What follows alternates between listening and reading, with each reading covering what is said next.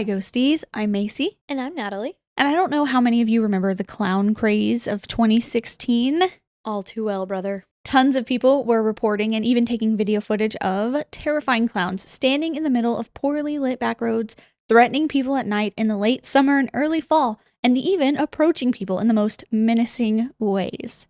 It was a wild and admittedly a little frightening time. A clown, something that's supposed to bring laughter and joy to crowds of people, instead painted with more menacing face paint, carrying weapons, and silently watching people as they passed down a dark stretch of street. It doesn't surprise me at all when I hear people don't like clowns. I am a child of true crime through and through. From the youngest memory I have, I'm watching Law and Order and any true crime documentary. Yeah, same. So I've known about John Wayne Gacy for a minute. I've never been a fan of clowns. No. Literally ever. Well, honestly, sorry and to there's the clowns. It scarred me. I saw it at a too young age. Same. And I remember one of our cousins was very terrified of it, and he wouldn't go into the bathroom by himself. Yeah. Because he was afraid of, like, the drain. Yeah. Yeah, clowns to me, sorry to offend the clown community, but well, I've always been scared. Now imagine staying the night in a hotel filled with them. Absolutely not. Does it give you a sinking feeling of dread? Cold sweats at just the thought? Then this is the episode for people just like you. Because today we are taking a look at America's scariest motel, the Clown Motel in Tonopah, Nevada. It has been visited by many paranormal enthusiasts and investigators for its hauntings, but worse still, it houses an incredibly large clown collection. The lobby is full from floor to ceiling with the silly, sometimes terrifying figures, and each room is decorated with a particular clown theme. This topic was chosen by our patrons, so thank you to all of you on Patreon who voted for this episode. It's very creepy, very eerie. I'm excited to hear about it. Very also, strange. just now realizing he's sitting here so quietly. This is Petey. Oh my God. Sorry, Petey. He's been asleep. He's just become like a staple on our set. I know. He's just with me all the time. Forgot he was here low-key. Yeah. Because he's just being so peaceful right now. Can't forget old Pete. Ugh. I love how people call him Pete and Peter in the comments. It's like, that's his name. You don't know him, but you know him. You know him. Okay, but there is one more level to this episode because literally right down the street from the famed Clown Motel is another very well-known and insanely haunted hotel called the Mizpah Hotel. Both of these places have been the site of eerie sounds of disembodied voices and echoes of laughter, as well as sightings of full-body apparitions. So it felt wrong to cover only one when they were so close together. I mean, like, you could walk to the other one. Ooh, creepy. Yes. So it's 2 topics in one episode. I'm excited. I'm very excited too. Our tea today is Island Essence Jasmine Mamaki. Ooh. Yeah. First of all, it's from Hawaii, and I'm excited. I'm already on the Hawaii train. I just got back from Hawaii. Big announcements at the end about that. Yeah, so stick around for the end. Some of you might have already noticed, but anyways. Let's go. Okay, sorry. Anyways. Let's go.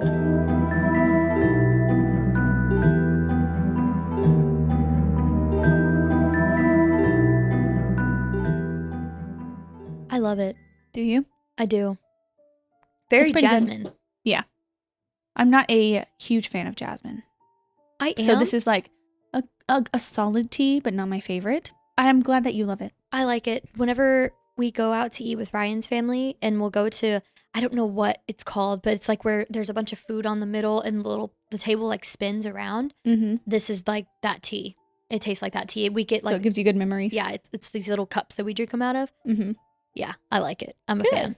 Someone tell me what that's called. I feel really dumb. I'd like to know too. Now that I'm on the spot. I have no clue. But also, if you haven't noticed, we have new merch. Woo!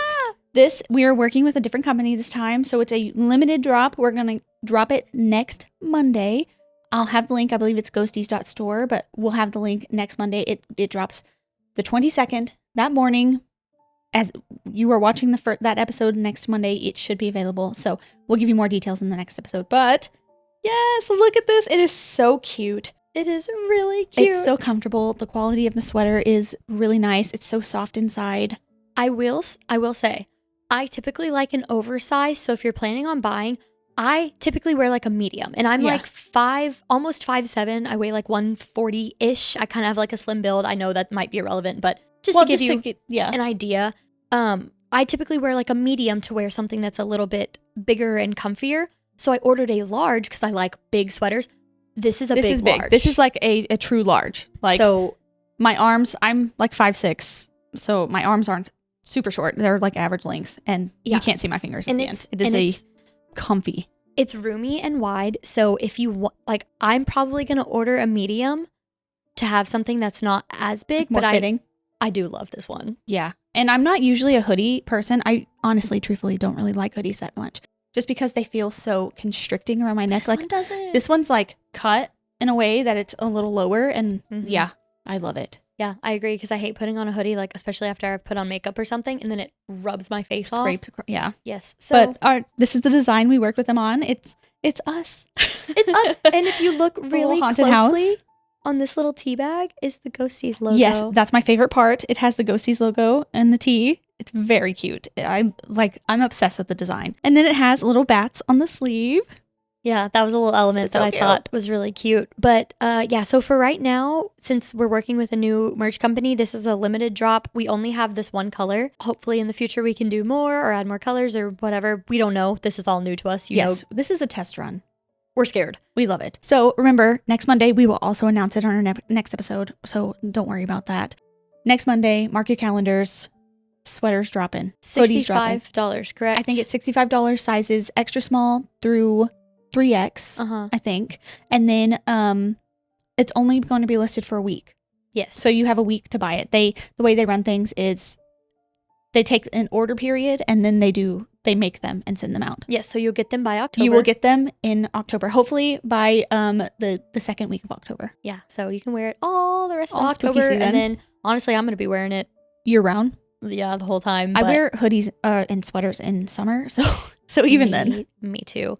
So, yeah, if y'all want one. I don't know how we got here. I'm so excited. This is weird. It's so cute. It's very cute, but like, what do you mean? What are we doing? Oh, and we will have a little P.O. Box haul at the end, so if you want to watch that, stay to the end.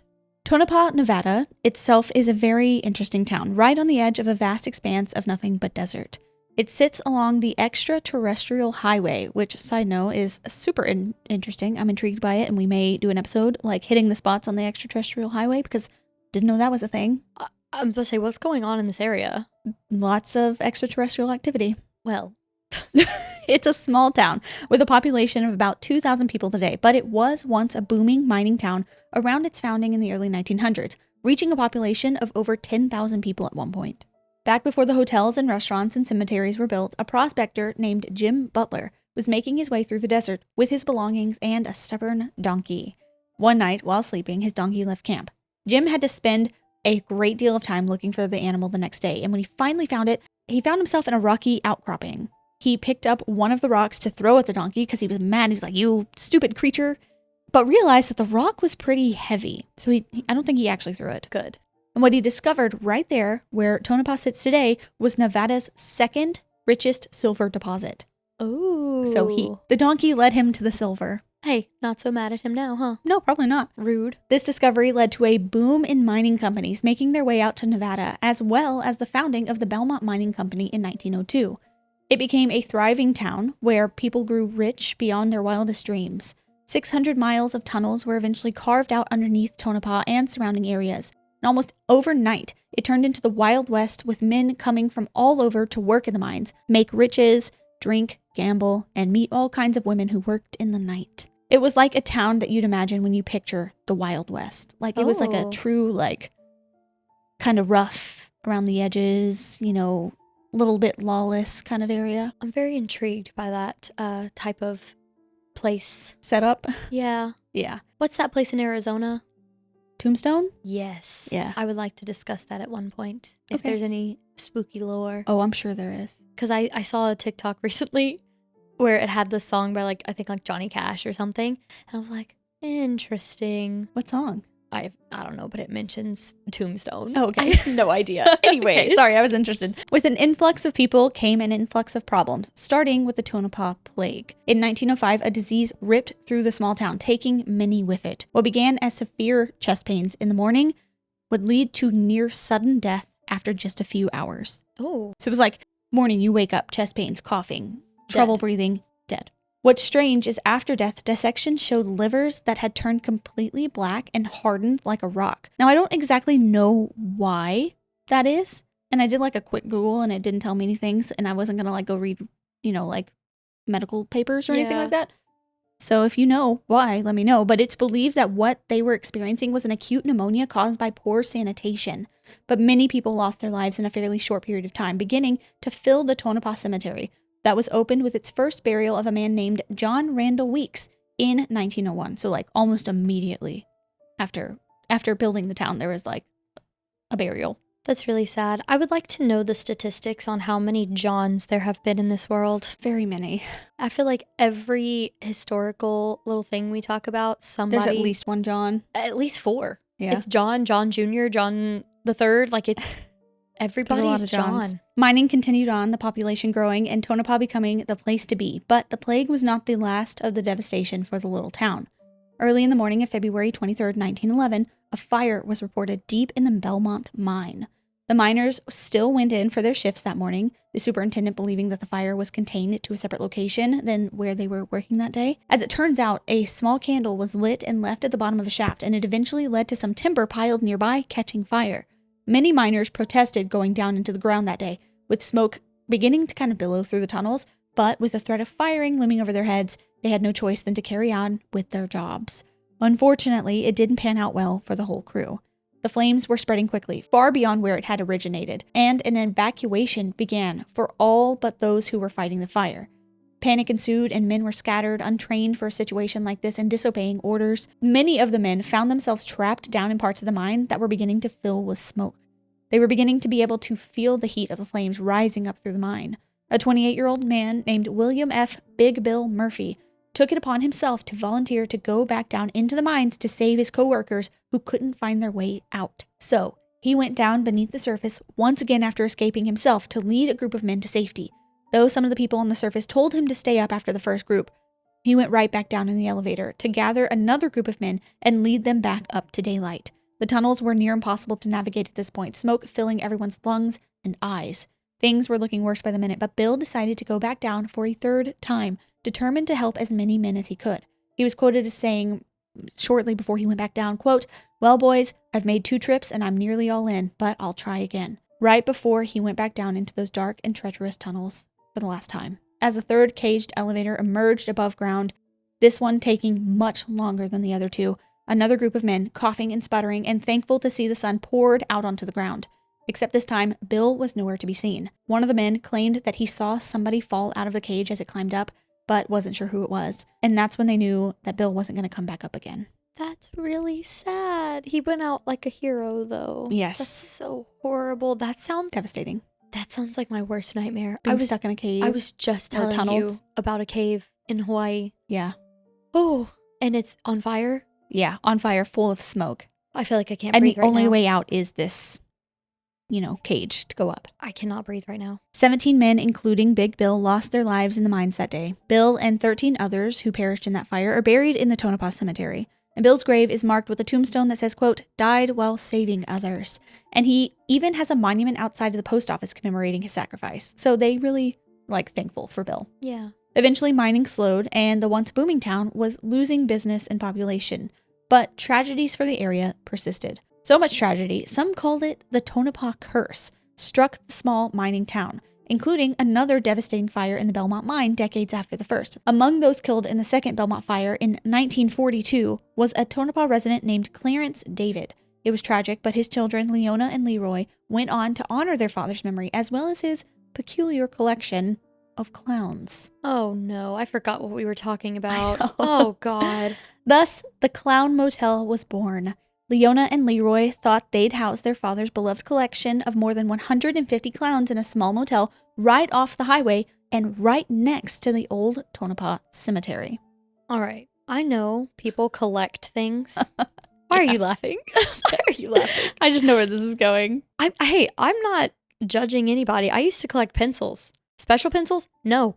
Any pencil I found. Any pencil, yeah. Any pencil I found. Recently, just gave them all to Kayla, by the way. It's been 20 years, and she put them in her classroom. 87 years. Yeah, and there were there were cute ones, but regular pencils. A lot of, number 2, yellow pencils. Yes, I was a freak. But so I'm not judging a Mhm. collection. Mm-hmm. But I would, however, have a little squinted eye at Side my eye. father for 150 clowns. I'd be like, what's going on? what's going on up there in that brain? What are you thinking Yeah. about? Yeah. But It's a little odd. hey, if you love To each clowns, their own. Yep, I apparently loved pencils. They put all of his collection on display for the world to see in 1985, and people seemed to really enjoy it. Then in 1995, when the David siblings were slowing down, they put the motel up for sale. It was bought by another local family named Bob and Deborah Perchetti. Bob was passionate about his hometown and believed the Clown Motel was a piece of its history and what made it special. On top of running the famed Clown Motel, he was also the director of the Convention Center of Tonopah and the first rural commissioner for the Nevada Division of Tourism. So he was like very into like, let's grow our town. Let's, Love that. Love that. And I wish we had more of that I in agree. the world. I agree. The Perchettis owned the motel for more than 20 years. And in that time, they not only took care of the original collection of 150 clowns, but took in a great deal of donations from other people's collections across the world. The motel was filling with clowns, but it was also rumored to be full of ghosts. Guests reported hearing strange voices in the night and scratching sounds, as well as sensing cold spots and other strange phenomena. There is one terrifying event that occurred at the motel while the Perchettis owned it that I literally can't get out of my head. I'm serious. I read about it and I think about it nearly every night since. Oh no. A guest checked in one evening. He had never stayed at the motel before, and all seemed normal to him until he turned out the lights to head to bed. While he slept, he could hear the strange noises happening around him, but he just assumed it was all a dream. That is, until he opened his eyes in the middle of the night and saw someone or something looming over him in bed. As his eyes focused, he realized it was a clown. This clown was standing tall at the end of his bed, nearly 7 feet tall, Ew. staring at him intensely. The clown raised its right arm, outstretched to the man sleeping, and just as it did so, it vanished into air. The next morning, as the man checked out in the front office, he pointed to a large clown standing in the office and told Bob that he saw that same clown standing at the foot of his bed the night before. Apparently, he isn't the only one who has seen a clown standing in the room at night either. And why are people staying here? I can get behind a haunted hotel stay. Surprisingly enough, I've come that far. You come around. I can get behind that. What is the reason for the clown? A haunted clown? Yeah, that's scary. Why? That's horrifying. What's the fascination? I can't get behind that. I don't want to wake up in my bed at night to see a clown looming over me. No. So in 2015, our boy Zach Baggins and his crew set out to explore the Clown Motel for an episode of Ghost Adventures. While there, the team captured a few strange things on their cameras and recording devices. They saw shadow figures, captured a few voices on a spirit box, and an EVP of something speaking into the night. The most chilling of all the encounters, though, was a video inside the room full of clowns. I'll show it to you. Do you want me to show it to you or tell you what it is first? Tell me and then show me, but while you're getting it pulled up, I will say, you said our boy. You can claim that boy. I was just kidding. He's not our boy. He has no association with me. No, me neither. Whatsoever. I am not a proponent of the things that he screams at demons in the night, so. No, or things he does in his personal life. at all. Okay, so one of the larger clowns sitting in the office was seen moving its hand all on its own, and it was captured on video. Are you ready? You're not ready for this. I'm telling you right now. I'm never ready for anything you show me here.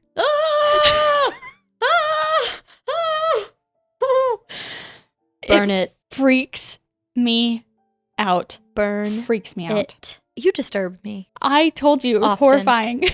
It was horrifying. I didn't like it at all. I didn't like That's the way one. it moved. That's one that I really hope they were faking it. Me too. I really hope. Because that is gross. It was the airing of this episode that really skyrocketed the clown collection, because following Zach Baggins' visit, Bob Perchetti began receiving donations from all over. More people interested in the paranormal began to visit as well. A comic book was written by someone detailing their stay at the motel for a whole month.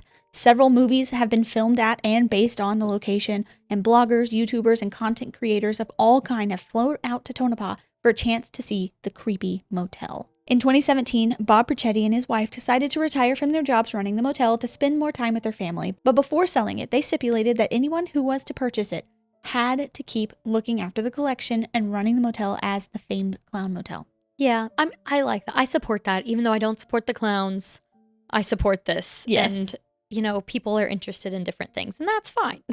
They found a buyer in 2019 who was perfect for the job. I think his name was Haim Anand. Loved clowns ever since he visited a circus at 14 years old.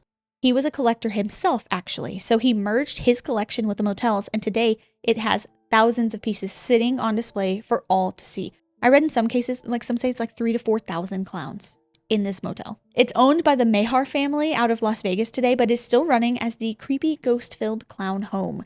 Now they have themed rooms that play off of the spooky vibe that many know the motel for, including The Exorcist, Friday the 13th, Chucky, Halloween, and of course, It. No. Anand, who last I've seen manages the motel, was even a little frightened when he first began staying at the Clown Motel. He's heard and experienced it all. The footsteps, the knocking, the voices, and strange laughter, but he believes that it was fate that he ended up looking after all of these clowns, and now believes they won't harm him or mess with him as they want him there running the motel for all to enjoy. Quote, "This was how I knew that they were telling me, we are here, but don't worry about that."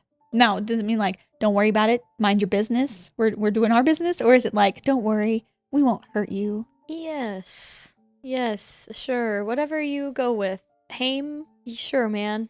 All right, if you like it, I'll love it.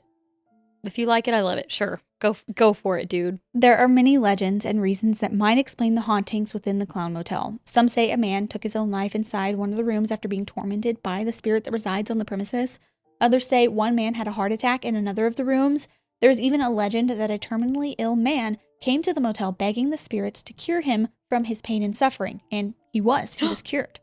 And afterwards, he continued to stay at the motel where he believed the spirits who healed him resided until his death years later.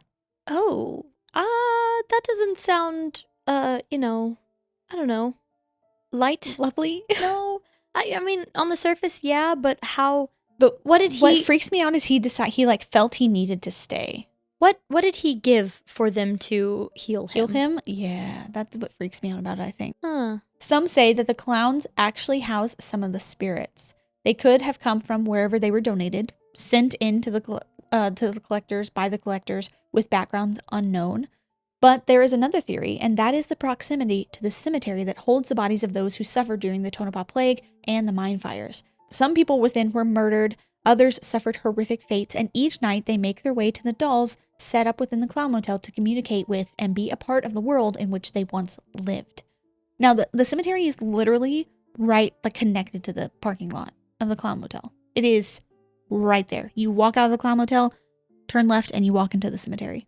At the beginning, I was questioning what makes it haunted. Like, this is just a bunch of clowns. Like, people are being crazy. But I see it. Yeah. And I don't like it. Many investigators have heard on their spirit boxes and from their EVPs phrases like, "we mined," or "we died that day." And many believe that they are referring to the first Belmont mine fire. Some have even claimed to see the apparition of a man walking from the cemetery and drifting through the property of the Clown Motel right next door. I even read in one place that a few people have claimed to see the image of a clown with balloons walking around the cemetery. No. So is he the spirit that comes and inhabits this clown figurine that moves and visits people in their sleep? No, I don't know. Okay. The clowns on display have been known to move, like what was captured by Ghost Adventures. The owners will lock up for the night and come back in the morning and find some of the dolls and figures are in a different position than when they last saw them. Many guests have reported seeing and hearing the same things for decades. They have seen the shadow figures, the clowns standing at the end of their beds, or sitting in chairs in their rooms as well. Some people have opened their eyes at night and seen a clown sitting in a chair in their room, watching them sleep. They have felt cold spots, and some report bursts of energy and strange sensations like tingling or being touched while conducting investigations of the property and nearby cemetery. I even watched a video of these two guys. I don't remember who it was. It might have been the Paranormal Files. And they were sitting there having I don't remember what they were using, but something like ghost tube almost. Just talking to the spirits within the room, and all of a sudden the towels in the bathroom started rocking back and forth, and one of them fell off. Ugh. It was weird. It was weird. I'm just very concerned about everyone that's going here. Many people have heard disembodied voices in their room at night when they know nobody is outside their room, or even in the next room over. Even creepier, some have reported hearing maniacal laughter as if from a clown coming from the walls and drifting through the room. There have also been knocking and scratching sounds coming from the walls while visitors are trying to sleep. And really the most experienced thing, it seems, is people just feeling like they aren't alone. Many have reported a feeling of just knowing someone or something is with them, walking around their bed and watching them while they sleep. It's said the most haunted rooms are 217, 215, 210, 109, and 108. So those are where you get kind of the most activity. Do we know why? No, not really. Oh, it's just, those are hotspots? Those are just hotspots. Those are just places people have reported a lot of activity. It's in these rooms that guests have reported bathroom doors opening and closing by themselves, water faucets coming on without anyone near, and room 108 is reported to be the most haunted of all of these rooms. Guests have experienced all of these things and more, like their things being moved around at night or even going missing while they sleep, and lights that turn on and off by themselves. It's believed that a spirit, some have called the trickster, lives in room 108. So maybe it's that spirit that comes from the cemetery. Though I didn't read of anybody being harmed in any way by any of the spirits of the Clown Motel, many guests vow never to come back because there is something very wrong and very spooky going on at the famed hotel and museum. I believe it. And I found a story just like that. Oh, God. Quote, "It was creepy. I honestly wouldn't go back. In fact, my partner and I left at 5 a.m. I had my first episode of sleep paralysis at 3 a.m. I remember it was like I was awake. I was looking at my partner sleeping next to me. I tried to scream, but I couldn't. Then, when I woke up, the mirror looked as if it was shaking. I turned on the light and woke my partner up. My partner hugged me and said I was as stiff as a board. Our lights kept flickering and I had the chills like something was in there. Never again. I still have to sleep with the lights on." Yeah, and that's why you don't mess with that stuff. I don't like the spirit being called the trickster. Yeah. It feels scarier. It's like he's out to cause mischief. And I'm not a big fan of that. I like the hauntings where it's like, oh, this person, this happened to them. It was sad, but they go around trying to spread joy or help and people. light. Yeah. Or like, oh, they're just out playing with their dog. The next hotel is more like that. Okay, good. But as I mentioned, I couldn't talk about the Clown Motel without also talking about the other seriously haunted hotel literally right down the street, and that is the Mizpah Hotel. It was dubbed the most haunted hotel in America just a few years ago, and that's for good reason. It was built in the early 1900s when the mining boom began. It was first the Mizpah Saloon, the first permanent structure in Tonopah in 1907. Then the area was used as a bank and was eventually added on to and built up until it was the tallest building in Nevada in 1927, at 5 stories tall. I think until 1927, it was the tallest building in Nevada. Actually, the basement of the hotel today still contains a lot of the original structures, like parts of the old mine and tunnel systems that was used to transport things around town in its mining days. So like, instead of over the road, sometimes they would just transport it underground, like that's cool. Delivery to the hotel. That's pretty cool. But scary. The building was named after the Mizpah mine, and it was really the social hub of Tonopah for quite some time. Anybody who was anybody spent their time here. It cost $200,000, which is the equivalent of $6.87 million in today's dollars, to build, made with solid granite walls and leaded glass windows and containing all of the luxury that the time could offer. It housed solid oak furniture, had hot and cold running water, steam heat, and the first electric elevator in the western U.S. It was financed by some of the biggest names in the area at the time: George Wingfield, George S. Nixon, Cal Brower, and Bob Govan. By November of 1908, the Mizpah Hotel was open to the public and was visited by all who came to the area and had the means. It was a big scene for gambling and gaming in the 1940s, which kept the town and hotel kind of above water for a while. It's after the mines kind of started dying down. Mm-hmm. There was really no reason for people to visit. Yeah. And so the gambling and gaming at the hotel kind of brought people back. in, yeah. It changed hands several times over the years as the town fell into decline and was eventually purchased by Frank Scott of Las Vegas, who built what is today called the Plaza Hotel and Casino in 1979. It was then that the hotel was updated with more modern conveniences, but it kept all of its Victorian charm. In 1999, the hotel was shuttered until it was bought by Fred and Nancy Klein in 2011, who renovated and reopened the Grand Hotel to the public once again. And I think the Kleins own a few things in Tonopah, like a brewery and like another hotel or something right there in town. And before we get into the hauntings, I did want to touch on one legend that the hotel claims may have happened within its walls. Back in 1940, the hotel was still a bit of a hotspot and big names stayed here on occasion. This supposedly includes State Senator Key Pittman. Legend says on the night of his election, he suffered a severe heart attack. Now, the official story is that he was hospitalized afterward, with his team claiming exhaustion, but his doctor told his family and team that he wouldn't live long. So the official story is he had a heart attack that night and fell into the hospital, but was alive, just dying. Okay. He won the election, but died 5 days later. Except at the Mizpah, it's claimed that he was actually here on the night of his election, and he didn't survive the heart attack. They claim he died the night of his election, but because his team and party wanted to make sure that they'd be able to choose his replacement, so rather than announcing his death, they kept his body on ice in a bathtub in Tonopah's Mizpah Hotel until the results were announced and they could transport him and announce his death later. Again, this is all legend, and it's claimed he actually passed in the hotel in a hospital in Reno, but the legend still persists. That is some insane conspiracy, but like does not sound out of the realm of possibility. No, like That's I'm gonna sick. go with the official story, but would I be surprised if this came out that is totally true? No, none at all. Oh, I hate it. And this isn't the only death said to happen on the property.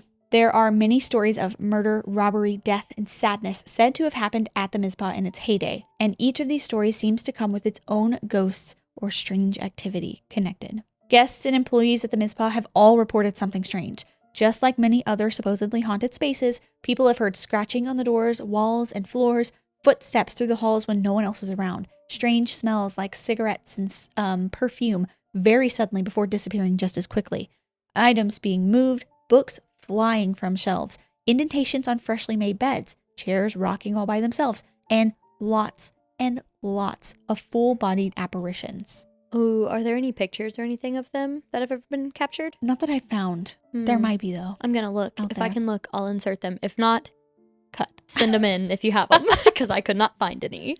We'll start with the most well-known of the spirits in the hotel today, the Mizpah's Lady in Red. Some say her real name was Evelyn Mae Johnson, but she went by Rose in her life at the Mizpah, and she was a prostitute. She stayed on the 5th floor in an extended suite that encompassed what are today's rooms 502 through 504. Women of her profession had a steady flow of clients from the number of young men coming to town to work in the mines over the years, and Rose was a particularly popular woman. She is felt often down near the tunnels in the basement of the hotel, and it's believed by some who work here today that she used to get clients by having a drink near the tunnels and would entice them in, like, you know, coming through the tunnels, like, hey, why don't you come on up to the 5th floor with me? Mm-hmm. And that's how she got a lot of her clients. There was one man in particular who became a regular customer of hers, but he saw it as much more than her business. He felt like they were together and she was his girl. Gross. It's thought that he was either managing the Goldfield Hotel, which I told you wasn't very far, or worked somewhere else nearby. He left one morning to head off to work, but had to come back because he'd forgotten something when he saw her bring another man into her room. Now, warning for this next bit for extreme violence. He was enraged by the sight, so he sat out in the hall, waiting for the man to leave. And as the door opened, he let the man go before going up to Rose's door and pulling her from her room. He dragged her across the carpet onto the other side of the hall into a spot right outside a room that was a little hidden and stabbed her before strangling her till she took her last breath. Now, this story is unconfirmed and impossible to prove today. There is no documentation of a murder happening in the Mizpah. There's no documentation, official documentation of a Rose even existing. There are also variations on the truth behind the story. Some say that she wasn't actually a lady of the night, but rather her jealous ex-boyfriend is the one who committed the act. Mm-hmm. She wasn't actually a prostitute. She just was staying there. Yeah. Some other stories say that it was her husband who did it, who found her cheating. That's horrible. There are also some problems with the original Lady in Red actually being Evelyn Mae Johnson, because some believe that she was a woman who came here from Baltimore in the 1920s, I believe, and stayed in whatever business she carried out in Tonopah. But genealogical searches in Baltimore, they don't really align with the timeline given by those who claim Evelyn is Rose. So take it with a grain of salt, really. Yeah. Well, I mean, with most of our stories from a very long time ago, we have no way of knowing exactly what happened. It's a lot legend. Yes. Despite the doubts, many people who visit the Mizpah claim to have some kind of experience with the hotel's Lady in Red. People have claimed to see and sense her in the tunnels, the kitchen, and of course on the 5th floor. People have claimed to see spots of blood where she is said to have been murdered appear on the floor right outside of her old room. They have also heard footsteps walking the 5th floor halls, and many have captured voices claiming to be Rose in investigations. The hotel is so sure of her existence that they've named a wine after her, as well as her old room, the Lady in Red Room. Wow. It's decorated how it would have been back in the 1920s when Rose is said to have lived at the Mizpah, and something very strange has happened to a few guests who stayed here. On several occasions, guests have woken up to a pearl beneath their pillow that wasn't there when they went to sleep. It's as if she finds some people particularly special to her and leaves them a gift from a necklace she may have been wearing back in her time. No, see, that's something I can get behind. Waking up to a little tiny pearl beneath your pillow. That's so cute. It's happened several times. See, I would keep that forever and I would make like a necklace out of it. Yeah. I'm weird like that. No, That's I wouldn't. Really cool. She's like, you know what? I like you. Okay, Take a pearl. Maybe I do want to go. Just not into the clowns. Not the clown one. No. Clown one freaked me out. Yeah, I'm not a big fan. So the 5th floor is one of the most haunted floors in the hotel, obviously. Not only has Rose been encountered here, but many people have had strange experiences and heard noises that shouldn't have been possible. One hotel manager stayed in room 512 as their own personal suite while they worked there, but quickly decided to get an apartment elsewhere because the first couple of nights they stayed in room 512, their bed shook most of the night for no reason that could be ascertained by the manager or any of their staff. I mentioned in the history section that the Mizpah had the first elevator that side of the Mississippi, and there is a haunting associated with that too. There was once an elevator operator working here for many years named Walter. He operated the elevator from 1916 until his death, but it seems he's returned to continue his job. Several people have spotted a figure in the elevator as well as seen the elevator move up and down floors without anyone inside to press the button, sending them that way. So if you walk up near the elevator and the doors open, it may be Walter anticipating your needs for a ride back down. Or maybe he's telling you like you need to get out of here. Okay.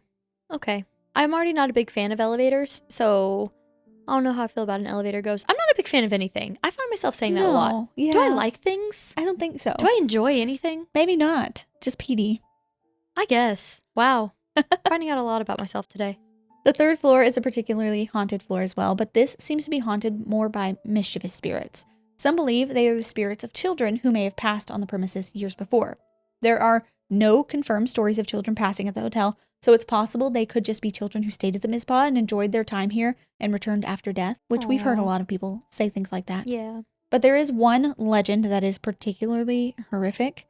I won't get too into it because I literally hate it and I don't want to talk about it anymore after this, but some say another woman of the night was living and working up on the 3rd floor with her 2 young children. When she had a customer, she needed someplace to put her children, so she placed them down in the basement. And some claim she locked them in the icebox because she knew it wouldn't be long and they would stay cool, but she didn't realize they would get too cold. One night, she was a little longer than usual, and by the time she went back down to retrieve her children, they had passed.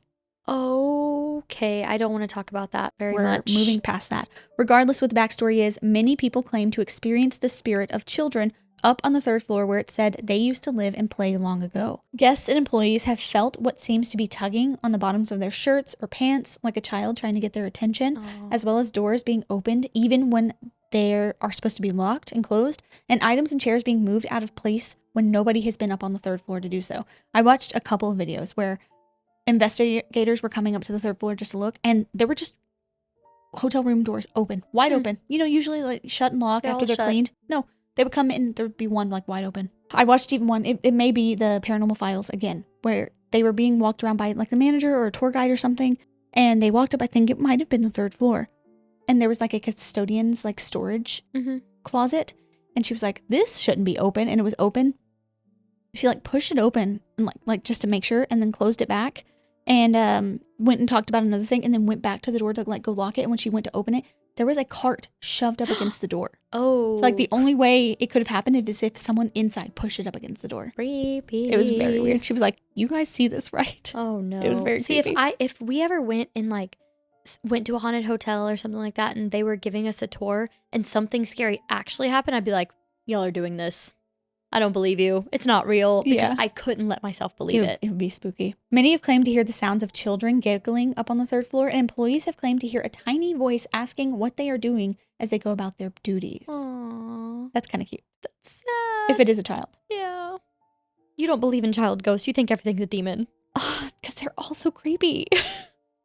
Lastly, we will talk about what some believe is the most haunted floor in the entire hotel, and that is the basement. Many people have had experiences down there that are typically a bit heavier. Many of the shadow figures are spotted down in the basement where the old mine and tunnels used to be. One employee claimed that many guests were seeing doppelgangers walking around the corners and going about their business down in the older parts of the building, and they were like, don't acknowledge them because they will follow you. Oh my God. Do you think that it is true that if you see your doppelganger, like it's bad luck? like you're gonna die? No. I've heard people say But that I don't know. It's possible. if you see the person that looks exactly like you, like it's bad. You're not We supposed talked to see about them. that in our doppelgangers episode, yeah. Would you like to see the person that looks like you? If it was safe? Yeah. I would too. Nobody's ever shown me someone that actually looks like me. I get a lot of, oh my gosh, you look just like this other girl that I know, but I don't know her name. People will show me pictures of women that look nothing like me and be like, y'all are twins. It's like, literally just a bunch of girls with blonde hair. yes. Yeah. Yes. I'm like, my hair's not even really blonde. But one thing that many have experienced while down in the basement are the spirits of miners from long ago. Some have claimed to see apparitions of men still wearing their old mining gear, walking along the walls with pickaxes in hand. There is one story that may explain the men, especially in the original bank vault. So the original bank vault used to sit in the basement of the building, with a floor made of packed dirt and a thick vaulted door like most banks had and still have today. Except the original owners of the bank didn't think this one through, because a dirt floor in a town full of tunnels and miners who know how to make their way beneath the ground wasn't the best idea. One night, 3 men made their way down beneath the city and underneath the building until they reached the bank vault. They crawled their way in and took every last good kept on the shelves, every last piece of gold, money, anything. Interesting. Unfortunately for the men, one of them had a plan that the other 2 didn't know about, because once all of the work was done, 2 of the men were murdered right there at the entrance of the hole before the last one escaped back down the way they came. It's like The Dark Knight Yeah. at the beginning. Oh my gosh, yeah. Love that movie. Me too. But that's awful. Horrible. I cannot imagine the double cross. The next morning, when the vault was opened, the 2 men were found. An investigation ensued to find the missing money and the final man, but it was too late. He made it out, and I'm sure all the way out of town, but without being caught. Richer and with blood on his hands. The bank moved their vault upstairs where it couldn't be infiltrated from beneath, which you probably should have done that from the beginning. But the miners seem to have never left. Their spirits are said to remain down there in the old basement, the feeling of betrayal and anger thick in the air. Many investigators and employees can't spend too much time in the vault because of the oppressive and upsetting feelings that they are given, like that are given off inside the small room. Yeah, I could see that. Like the tour guide in one of the videos I watched was like, I'll come in here and show you, but I have to leave very soon because it is so heavy in here. Yeah, I bet. Could you imagine? That's how you make your fortune. You murder someone, you double cross people, you take the money. Imagine the curse on that family going forward. If he didn't blow all the money from the start, which he probably did if he's a bad person like that, but imagine he kept it and it created like a generational wealth. I bet there is a generational curse. Bad juju on that family. I cannot even imagine. Ugh, bad. It's one of the most active areas in the hotel, with many claiming something occurred to them even on a short visit. So like a lot of people experience and feel something in there. Mm-hmm. And a lot of people will capture things on like spirit boxes and stuff within there that match the story. Well, it's so dark. There are plenty of paranormal stories in the Mizpah, but I'll end it here with 2. One from a guest and one from an employee that honestly freaks me out quite a bit. Oh gosh.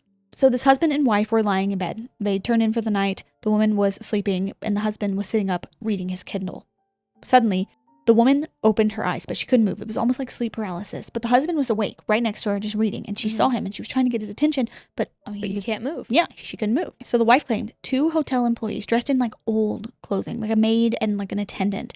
They walked into her room and were talking to her. They had like a whole conversation with each other and were talking to her, and like she couldn't move, she couldn't get his attention. The husband never looked up from his Kindle, so that he could have maybe seen them too, but he just did not look up. And the wife was talking back out loud. What? And he just thought she was talking in his sleep. Like he like peeked over at her, she was talking in her sleep, and he's like, okay, I'll just keep reading my book. And as soon as the 2 people walked out of the door, she could move again and sat up and was freaking out. Like, did you hear me talking? And he's like, I thought you were just talking in your sleep. And she saw this all occur right in front of her. Absolutely not. Isn't that freaky? Oh no. I can't imagine. I wonder if the husband could have seen it if he looked over, you know? He couldn't hear them, obviously. I feel like no, because the things we've talked about, like sleep paralysis, I feel like he probably wouldn't have seen it. He probably would have needed to be in that state of like rest. Yeah. Oh, creepy, right? So scary. Well, one guide who worked at the hotel was working there. She just started working there, and she had a really long shift, was giving a tour guide, like one of the ghost tour guides. Mm-hmm. And she went home and woke up with sleep paralysis. And this was like the first time she's ever had sleep paralysis. And there was a large shadow just hovering, looming over her bed, and her husband in her bed. She believed that whatever it was, she just knew that it had followed her from the Mizpah Hotel. And so she said now that every time she leaves, she tells the spirits, like, you stay here. You do not follow me home. You are not allowed home with me, because she just knows in her heart that whatever that was, that dark shadow in her home belonged there. I am on. And that's the only time she's ever had sleep paralysis. I'm on Indeed that night. New job. Applications out like the Grinch throwing mail. application. There's no way. Isn't that horrifying? There's no way. Horrifying, right? Oh my God. Work is already hard enough. Yeah, I agree. That is sick. But that is the Clown Motel and the Mizpah Hotel. I liked it. Spooky, right? Will not be visiting. We're not going to Tonopah? No. Okay. The conch shell. No. No. I will not.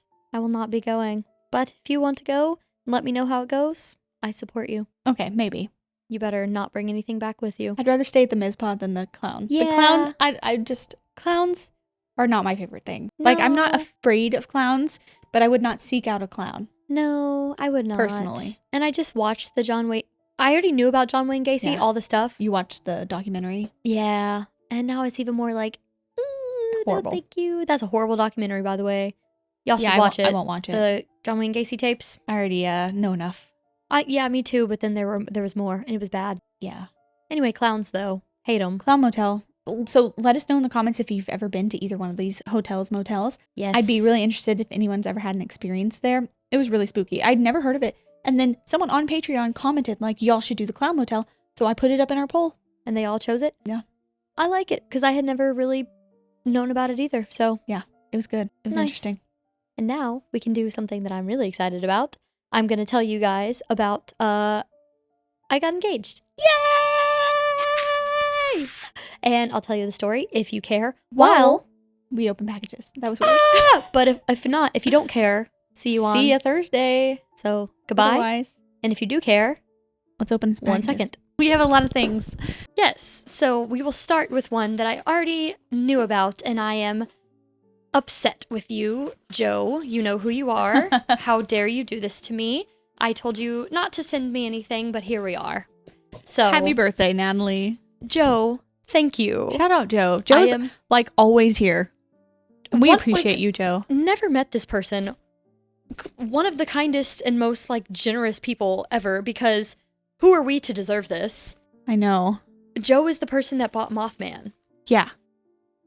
Which sits over there in a basket, like right across from us. And I look at it. Every time I look at it, I get a little like tear. Oh. I was looking at it as we were recording just a minute ago, and I was just like, Mothman. I love it. What is this? It's wrapped all cute, like yours. It is very cute. Oh my goodness. What is this? It's an Amazon. How dare you? How dare you? Thank you, Joe. That was very nice. Thank you. I think I already like sent you a message saying thank you and how dare you, but again. Also, how dare you? Thank you.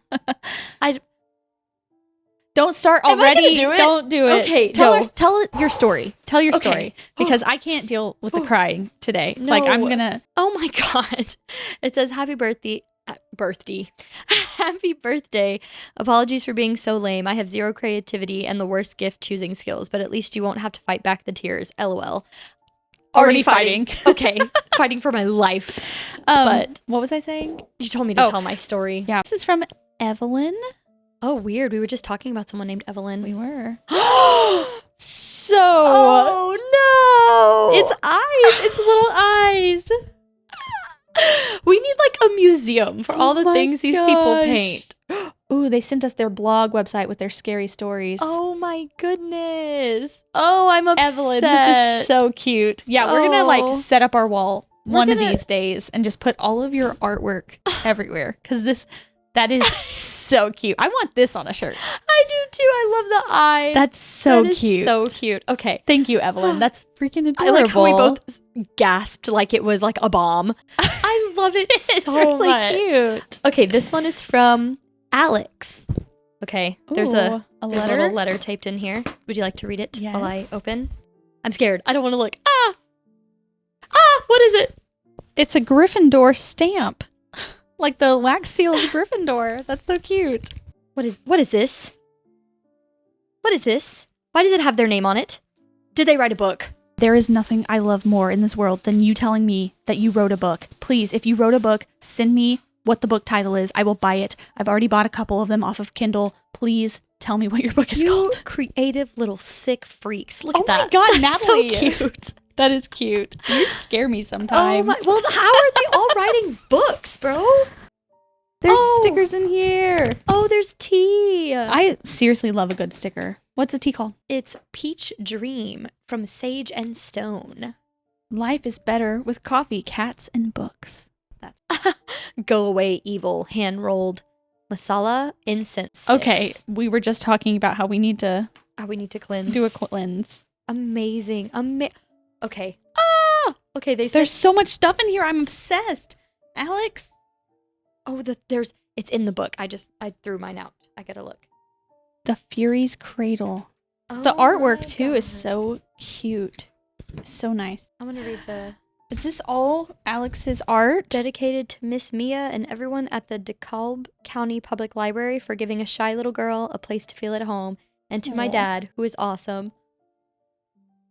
Shut up. Shut up. That is so cute. Oh, look, it's their face. Yeah, there's Alex. Aww. Okay, so they said a while back, you guys mentioned wanting fans to send in books they had written and creative works they had made. By the way, when I said that, I mean like send out the title so we Yeah. can buy your stuff because we love your stuff. So this is so nice and I feel so grateful. Thank you. We will I purchase cannot. your book. We do not need it So for free. This is called, yeah, you know what? You support our work. We want to support your work too. And I love to tell people about your stuff. So this is The Fury's Cradle by Alex Rino, R-I-N-O. Morgan Kinney had anticipated the life changes that came with graduating high school, but not the murder of her father. After enrolling in the Witch Prior Police Academy, her father's killer reemerges and sets his sights on Morgan. In the race against the killer's climbing body count, Morgan uses her newfound supernatural abilities to track him down and, in the process, uncovers more than she bargained for. This is up my alley. That sounds incredible, yeah. I will read it, and I like the illustration. Perfect timing to get something like this, too. Like, the perfect September-October read. I am blown away. I know. I'm please- trying really hard not to get emotional right now. I know, me too. Going forward, send us the title of your works. No, we don't get us wrong. We greatly, immensely appreciate. Feel bad. I wanted to clarify when I said send us your stuff. I mean, let us know what you make and what you do because we want to check it out too. Yes. So, thank you. Thank you. I say that because I feel terrible that you guys are sending us these things. Me too. But And this is their debut novel. Oh, it's so special. Oh, I'm actually good. Oh, okay. We got to move on. I have a big TBR right now that I'm trying to get through with y'all's stuff. We must move on. I can feel it coming. Yeah, I'm already there. Anyways, let me tell y'all about my engagement story because oh yeah, okay. So you tell that story while I open the next. It's really happy and exciting. Yeah, I got to get it together. I won't cry when I talk about this because I was really excited. And it happened like a week ago, so it's fine. So Ryan and I went to Hawaii and those are so cute. We went to Hawaii and I was fully convinced that we were not going to get engaged then. He had me fooled and I'm a nosy person. So it's really crazy that anybody could ever pull anything on me because you can't surprise me. He completely surprised me. This is from Abernathy, by the way. I was fully convinced that it wasn't happening until next year. So we go, shut your mouth. It's a ghost cat. I think it came in this little ball. Oh my God. Ghost tea. It's a t-shirt. It's a ghost t-shirt. And there's little eyes. So sorry to interrupt. That was so cute. Continue on with your story. I'd love to hear. Oh my God. Okay, so we went to Hawaii and we were just having a chill time. I had no idea it was gonna happen. And then we went to dinner and Ryan's like, oh hey, I saw on TikTok that you can watch the sunset while you eat dinner here. And then if you walk down that way, there's sea turtles. And that's all I wanted to see I wanted to see a sea turtle. So we go. We have dinner, we're walking down, and he's like, oh, let's go over here. And I was like, okay, cool, let's go see. And the sun was already going down. I was like, bro, we're missing the sunset. We're walking all this way. Can we just stop and look at it? And I was kind of getting impatient. I was like, dude, can we just watch the sunset? And so then he's like, oh, let's go out on that little rock formation. And I was like, no, like, why? Oh God, this says for me. Ah! And anyways, pause, intermission. It's from Noki. What is this? Oh my goodness. From Japan. Oh my goodness. A book they just finished reading about ghosts. Yeah. More books. Ghosts of Key West. Thank you. I cannot wait to read that. Look how pretty this is. I'm going to put this in my car. That's really pretty. Thank you so much. And if I said your name wrong, please let me know. That's so cute. Thank you. Oh my God. Okay, continue on before I cry. Okay. Anyway, so he was like, let's go out on this little rock formation. And I was like, no, I don't want to. And so we did. And I saw a sea turtle and I was like, holy crap, there's a sea turtle. So I bent down and I was taking a video of this turtle. And in the video, I was like, Ryan, there's a sea turtle, because he wasn't. The charms are meant to protect you in your car. Oh, perfect. I already said I was putting it in my car. You just knew. Thank you. So I was like, dude, like, why are you not taking a picture of this turtle? And then I turned around and he was like down with the ring. And I literally said, what are you doing? Like, I was so shocked. And it was just such a good time. And I will be getting a little sea turtle tattoo. And I did look it up about what? Hold on. Sorry. They said, I figured these would be good for you guys since that one story about the entity on the windshield scared us so much. Oh my God. Thank you. Yeah. Oh God. I've never. That caught me. I never wanted to think about that again. I think about it every time I drive at night. Anyway, sorry, continue. Sea turtle. You looked it up? I do love this and I am going to put it in my car. Thank you so much. It's so cute. It's so cute. This is too the much. Little ghost cat. It's already too much. Anything was too much. But yeah, so we got engaged and I saw a sea turtle, but it was really fun. And I looked up the meaning of like seeing a sea turtle. And it was, you know, about longevity and wisdom and goodness. So according to the turtles, we're going to be together forever. So hee hee hee hee. All right. What is this? Oh my gosh.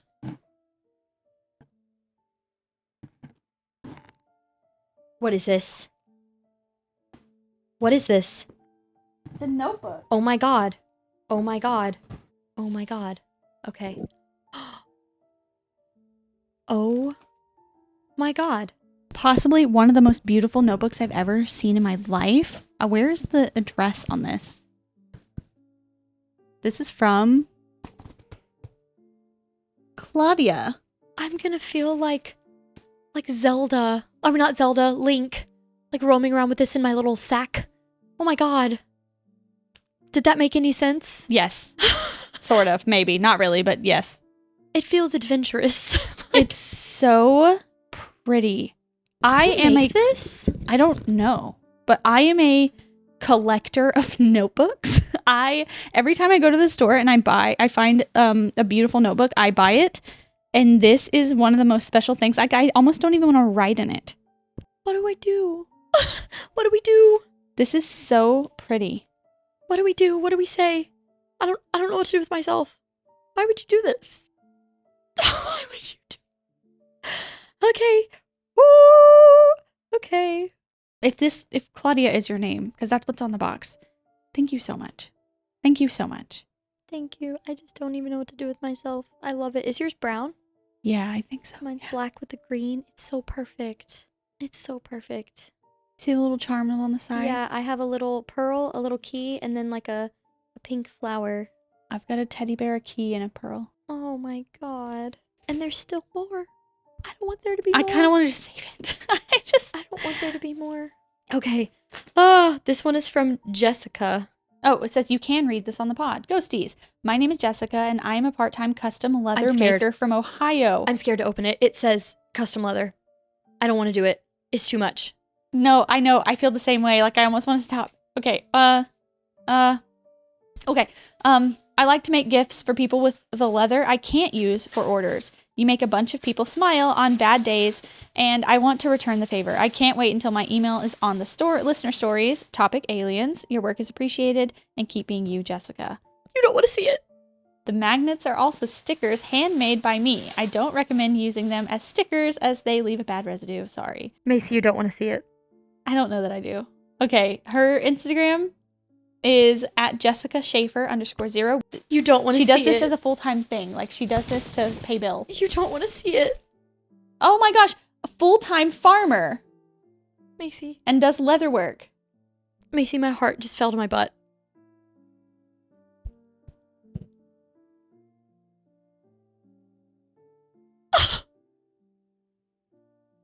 Oh my gosh. There's an M and an N on our cups. That's when we posted our first video. I'm about to freaking cry. It says established 9/25/23. Okay, check out Jessica because obviously she's incredibly talented. Oh, it's magnets with her little, like, her logo thingy on there. Oh, I'm gonna put this on my fridge. Schaefer Custom Leather. I'm gonna put this on my fridge. That's so cool. Oh my god. Oh, this is insane. That is insane. How do you even do that? I don't know. This is too much. This one is literally from- too. You say that all the time, but I feel that. There's a deep in lot my of soul. stuff in here, and I No. don't want to open it. I don't want to. This I'm one's from John. So grateful. What is it? It's a candle. It's heavy. The perfect Cupcakes candle for and cashmere. our set. Oh, it smells good. You can smell it, kind of. Okay. Yeah, that smells really good. The earrings are hypoallergenic. The earrings in the vibe to match the pod. Ghosties earrings with rose quartz and clear quartz inside for self-love. Rainbow, moonstone, and pearl earrings for Natalie's inner grandma, or for anyone you want to give good vibes to. I want to see the surprise on your faces. Please read the next page after. In a world of typing, sorry for the bad handwriting. After reading pages, please see email as my hand is cramping. And there's a bunch of these little, like, crystally things in there. This book, this fake book, contains crystals. It does. All the crystals people send us are in there. And I put good juju into them before I put them there. I don't know how that works, but I held them and I said, be good, girl. Oh. This is such a cute mug, and this is very much like my vibe. This is the vibe of the pod. I love it. Wait, I gotta finish reading. I'm actually sick to my stomach. I gotta finish reading Here. the thing. Here, you read it. They said to read the second page. Where do y'all find these stickers? Because I need you to look at that right now. It says spooky vibes, but I'm shaking. Do you see my hand? Really cute. Yes. And then this one says just be kind. I think that is kind of our theme, honestly, besides spooky. It says be happy, little bee. I'm overwhelmed so bad. Like, my stomach hurts and I'm, like, really shaking right now. I know. Oh, I love that. Oh, that's really pretty. That's so... Oh, my God. Oh, my God. Oh, my God. Look at them. Oh, my goodness. They're all so cute. I like the colors. I want that one. I know you do, too. Oh, my goodness. Okay. Look at these little ghosts. They're earrings, and they make them. Okay, did they leave a shop? I think they said they were starting like an eBay or something, and not an Etsy. I think that's what yeah, it I will said. be opening an eBay store. Okay, well, John, if you want to comment and let us know what your eBay store is, we can put it too. You guys. I honestly want to close the PO box. I'm so serious. We've had to pause a couple of times. They will be cut because we've had to gather ourselves because it's just too much. Like, I'm overwhelmed with happiness and joy and excitement and I don't know what else, but it's overwhelming. We have to stop like filming the unboxings. We're just gonna have to start posting pictures because I can't embarrass myself anymore. I know. I'm trying really hard not to embarrass myself, but it's like I'm so emotional. I feel so emotional for this. I don't know what to do right now. But thank you. Thank you's not enough. I don't know. No, it's not enough. Like, every time we get something, I'm like, we need to do more. We need to give more. There needs to be something more that we can do for these people because these people are incredible people. To take the time out of your day to think of us, to send us things like this. Are that you is kidding? so nice. To make things, drawings. Where's leather. the painting over there? That big purple Oh yeah, one? the painting. I put it over here. That's just so nice. It's so nice. I say it every single time, and it's probably redundant at this point, but I can't, like, I have to say it. We are so grateful for you guys. So grateful. Like, you can't, words do not begin to describe how thankful and grateful we are for each and every one of you. I mean it, every single one of you. Because this, all of this is insane. And then to see you all coming back like video after video and commenting with us and responding to us. And like, I love it so much. I love the community because the world is crazy. It's really scary. The world is really scary right now. And to have a community that just feels safe to like come in. Like I never post the video and worry about like hate. No, actually, like no. I worry about like maybe disappointing you guys and letting you down, but I never worry about hate from this community here. And it feels so good and so refreshing. Stop. Sorry, to note that like this is just a place for joy and happiness and scares and things that we love and things that we want to talk about. You know what I mean? Yeah. And we know that everyone here is going to be like here for each other. And I like that is just it helps me feel like good about humanity. And not alone. Yeah. Especially with the things that we talk about. It gives me a lot of hope because I'm pessimistic and I've been trying to like tell myself most people are good, and I think that the pod proved it. It's hard to think that most days that most people are good. I know. But when we come here, it feels that way. I know. And it's not even about the things. It's just like the time. It's the thought. And the care. And like things are expensive.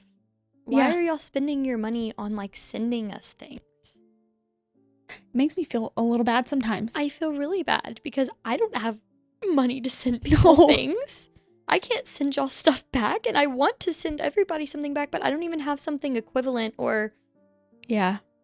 So thank you literally from the depths of our hearts. Yeah. I don't like my stomach hurts. Can we stop? That's why that's what I'm trying to do. Thank you from the bottom of our hearts. We are so appreciative of each and every one of you guys. Thank you so much. This is amazing. We can't wait to like redo our set and hang all this stuff up and show off all the stuff that y'all do because it's so insane. It's so insane. I'm gonna need a bigger room. So if you like this video, please like it, share it with your friends if you feel compelled to do so. I can't even speak. You guys know the drill. Just do all the things. Follow us wherever you want to follow us. And we'll see you on Thursday with another listener stories episode. Bye. That's another thing. They send in all their stories. Okay. Yeah. Bye. Thanks. I love you.